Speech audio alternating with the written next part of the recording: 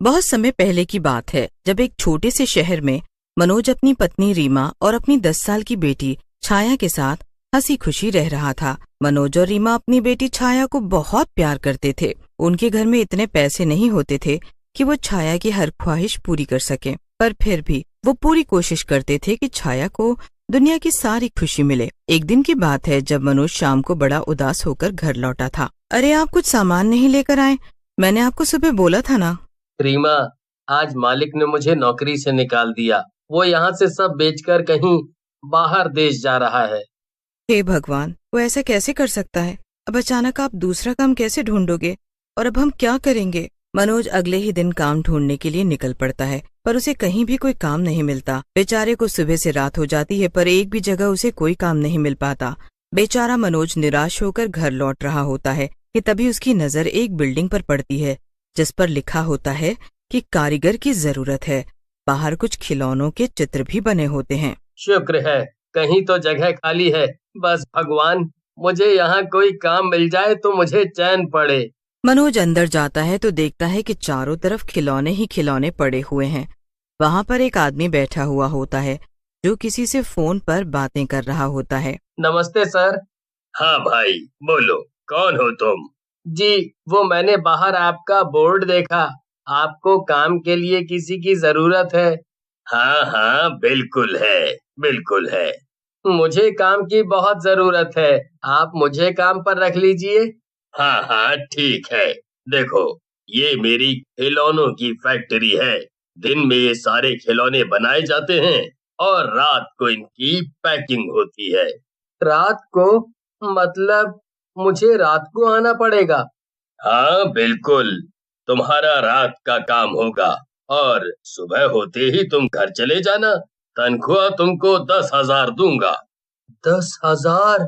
10,000 सुनते ही मनोज के कान खड़े हो जाते हैं, क्योंकि पिछली नौकरी में उसे बस 5,000 रुपए ही मिलते थे। मनोज की तो खुशी का ठिकाना ही नहीं होता और वो झट से हाँ कर देता है। मनोज ये बात बड़ी खुशी खुशी जाकर रीमा को बताता है। रीमा पहले तो रात की नौकरी की वजह से परेशान हो जाती है, पर तनख्वाह सुनकर उसके चेहरे पर भी खुशी आ जाती है। और रीमा और मनोज से ज्यादा खुशी तो छाया को हो रही होती है। वाह, अब बाबा एक खिलौने की फैक्ट्री में काम करेंगे। ये तो कितना अच्छा है ना माँ। अब तो बाबा मेरे लिए सुंदर सुंदर खिलौने भी ला सकेंगे। बस फिर अगली रात मनोज काम करने के लिए फैक्ट्री चला जाता है। वो अच्छे से एक एक खिलौने को डब्बे में पैक कर रहा होता है, और जब उनको डब्बे में डाल रहा होता है तो उसे बड़ा अजीब सा महसूस होता है। उसे ऐसा लगता ही नहीं कि वो कोई खिलौने हैं, बल्कि जीते जागते महसूस होते हैं। मनोज को कई बार ऐसा महसूस होता है, पर वो इस बात को नजरअंदाज कर देता है। पूरी रात काम करने के बाद मनोज अपने घर आकर सो जाता है। अब जैसे ही सुबह छाया उठती है, वो मनोज को आकर उठाने लगती है। मनोज जब फिर से फैक्ट्री जाता है तो बड़ा हिचकिचाते हुए वो अपने मालिक से बोलता है।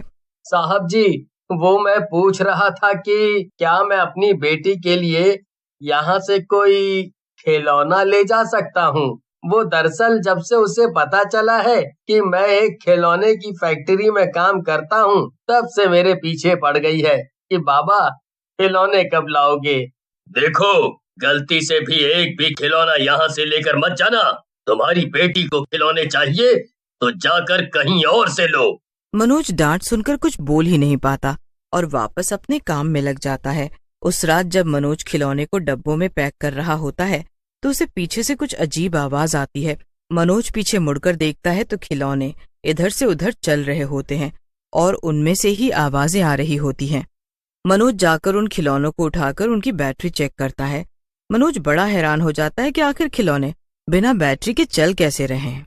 वो इस बारे में मालिक को बताने के लिए जाने लगता है, पर फिर अचानक उसको याद आता है कि मालिक पहले ही गुस्से में है और वो वापस आ जाता है। अब मनोज के साथ रोज अजीब अजीब चीजें होने लगती है, पर वो ये बात किसी को नहीं बताता। धीरे धीरे करके एक हफ्ता भी बीत जाता है और फिर मनोज अपनी बेटी के लिए खिलौने लेने दूसरी दुकान पर जाता है। मनोज बहुत दुकानें देखता है, पर कहीं उसे ऐसे खिलौने नहीं दिखते जो उसकी फैक्ट्री में बनते थे। मनोज निराश होकर घर आ जाता है। कल छाया का जन्मदिन है और मुझे उसके लिए सबसे सुंदर खिलौने लाने ही होंगे। एक काम करता हूँ, आज रात चुपके से एक खिलौना चुराकर छाया के लिए ले जाऊंगा। एक खिलौने से मालिक को वैसे भी क्या ही फर्क पड़ेगा। मनोज बिल्कुल वैसा ही करता है। वो जब रात को फैक्ट्री में काम कर रहा होता है तो उसे वहां एक बड़ी सुंदर गुड़िया दिखती है, जिसे वो अपनी शर्ट में छुपाकर घर ले आता है। अब जैसे ही सुबह छाया उठती है तो अपने बिस्तर पर इतनी सुंदर गुड़िया देखकर वो बड़ी खुश हो जाती है। जन्मदिन बहुत बहुत मुबारक हो बेटी। ये तो बहुत सुंदर है बाबा, आप बहुत अच्छे हो। छाया उस गुड़िया को पाकर बड़ी खुश होती है। पूरा दिन वो उसके साथ कमरे में बातें करते रहती है। हर वक्त उसे अपने साथ ही रखती है। रात को जब सब खाना खा रहे होते हैं तब भी वो उसे अपने साथ ही ले आती है। अरे अब तो इसे कमरे में रख कर आ बेटी। पर इसने बोला था कि इसको भी खाना खाना है। अच्छा, तो तुम्हारी गुड़िया बोलती भी है? हाँ माँ, देखो मैं अभी इससे बुलवाती हूँ। मिनी बताओ तुमको आज क्या खाना है? मुझे बस दूध पीना है। अरे ये गुड़िया तो सच में बात कर रही है। ये तो कमाल का खिलौना है। मैं कोई खिलौना नहीं हूँ, मेरा नाम मिनी है। हाँ हाँ ठीक है मिनी। मनोज तो फैक्ट्री में काम कर रहा होता है और उसे पता ही नहीं होता कि उसकी लाई हुई गुड़िया उसके बेटी के ऊपर कितनी बड़ी खतरा बन गई है। जब रात को छाया उस गुड़िया को अपने पास सुला रही होती है तो आधी रात में वो गुड़िया उठ खड़ी होती है। गुड़िया अपने आप खड़ी हो जाती है और चलते हुए रीमा के पास आने लगती है। उसके बाद वो जोर जोर से हंसती है और रीमा से बोलती है, चलो दूर हटो मेरे दोस्त से। छाया चलो तुम मेरे साथ चलो। रीमा छाया का हाथ पकड़ लेती है और वो चिल्लाने लगती है, अभी समझाया था ना तुमको, इससे दूर रहो। ये कोई खिलौना नहीं है, ये कोई भूतिया खिलौना है, इससे दूर रहो बेटी। नहीं माँ, ये मेरी दोस्त मिनी है और ये बहुत अच्छी है, मैं इससे बिल्कुल भी दूर नहीं रहूंगी। गुड़िया रीमा का हाथ पकड़कर छाया से दूर कर देती है और उसके सामने छाया को कमरे में ले जाती है। रीमा की हालत बुरी हो रही होती है। घर पर मनोज भी नहीं होता। मुझे इस भूतिया खिलौने से रीमा को दूर करना होगा, वरना पता नहीं ये मेरी बच्ची के साथ क्या करेगी। इधर रीमा उस गुड़िया से परेशान थी और उधर मनोज के साथ अचानक एक अजीब घटना हुई। रात को काम करते करते मनोज के हाथ में चोट लग गई और अचानक उसकी उंगली से खून आने लगा। खून इतनी तेज बह रहा था कि फर्श पर टपकने लगा। मनोज अपनी उंगली पर कपड़ा बांधने के लिए इधर उधर ढूंढने लगा और जब वापस आया तो उसने देखा कि कुछ गुड़िया जमीन पर पड़े खून को चाट रही हैं। मनोज की हालत बहुत खराब हो जाती है। वो समझ जाता है कि ये सब खिलौने भूतिया खिलौने हैं। ये सब भूतिया खिलौने हैं। मुझे पहले दिन ही समझ जाना चाहिए था। यहाँ रुकना खतरे से खाली नहीं है। मनोज वहां से भागने लगता है पर तभी दो गुड़िया उसका पैर पकड़ लेती हैं। तुम यहाँ से नहीं जा सकते। नहीं, मैं यहाँ एक पल नहीं रुकूंगा। जाने दो मुझे। मालिक, मालिक, मुझे बचाओ। मनोज अपने मालिक को आवाज देता है और जैसे तैसे वहां पहुंचता है, पर कुर्सी पर उसके मालिक की जगह बस एक बुड्ढा होता है। मनोज कोने में पड़ा एक डंडा उठाता है और जोर से उस गुड़िया के सर पर दे मारता है। उसके बाद वो वहां से भागता हुआ बाहर निकलता है। जैसे ही वो बाहर आता है उसे वहां एक चौकीदार मिलता है। चोर, चोर, चोर। नहीं, नहीं, मैं चोर नहीं हूँ। मैं वो उस फैक्ट्री में काम करता हूँ। क्या बकवास कर रहे हो तुम? हाँ? मैं सच बोल रहा हूँ। मैं उस फैक्ट्री में काम करता हूँ और उस फैक्ट्री में कुछ गड़बड़ है।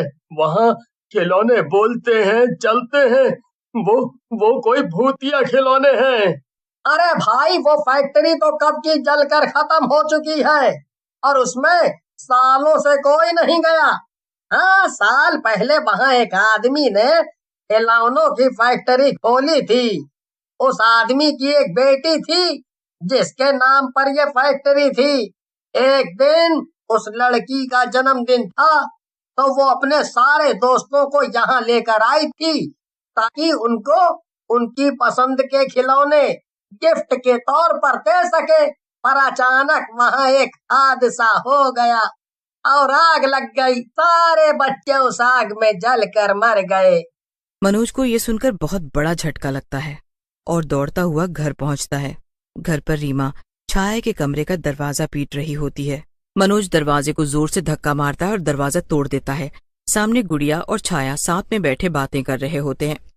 मनोज और रीमा को कुछ समझ नहीं आ रहा होता कि आखिर वो उस गुड़िया को कैसे खत्म करे, पर अचानक मनोज को समझ आता है। वो जल्दी से रसोई से केरोसिन ऑयल लेकर आता है और गुड़िया के ऊपर डाल देता है। उसके बाद वो जलती हुई एक माचिस की तिल्ली उसके ऊपर फेंकता है। वो रात उस परिवार के लिए काली रात थी। अगली सुबह उनके जीवन में एक नई सुबह थी। मनोज घर से काम ढूंढने निकला और उसे एक अच्छी नौकरी मिल गई। वो अपने परिवार के साथ खुशी खुशी रहने लगा और दोबारा कभी वो अपनी बेटी के लिए गुड़िया लेकर नहीं आया।